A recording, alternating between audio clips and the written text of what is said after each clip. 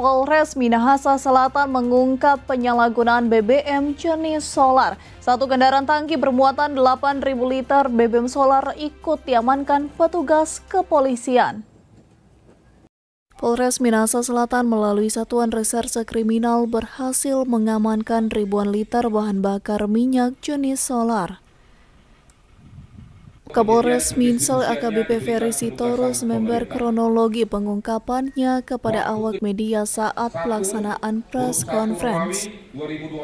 Petugas melakukan pengecekan terhadap satu unit kendaraan tangki motor TNKB D8424WH, pengangkut BBM solar yang mencurigakan. Setelah diperiksa, pengangkutan tersebut tidak dilengkapi dokumen transportir BBM industri yang sah. Kapolres menyampaikan kendaraan tangki tersebut mengangkut BBM jenis solar sebanyak 8.000 liter milik dari PT Valsius Queen Energy.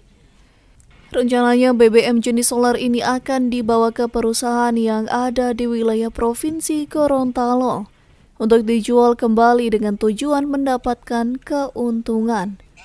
Modus operandi yaitu membeli BBM solar subsidi di penampung kemudian dijual kembali dengan cara menyuplai BBM industri sebesar 12.500 per liter.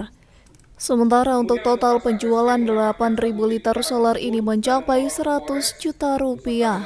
Kemudian anggota Satreskrim mengamankan satu unit kendaraan tersebut dan membawa ke Polres beserta dengan muatan. Kemudian kita lakukan interogasi kepada saksi yaitu supir.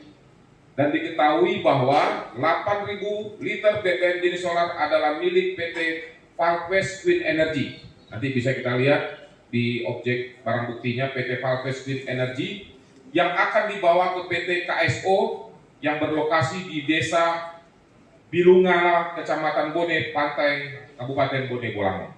Dalam pengungkapan kasus ini, Polres Minsel mengamankan barang bukti satu unit kendaraan tangki nomor TNKB D8424WH dengan muatan 8.000 liter BBM jenis solar.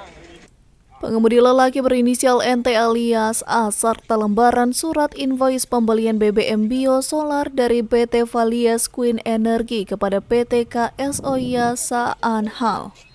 Hizki Warangkeran melaporkan untuk Kawanua TV.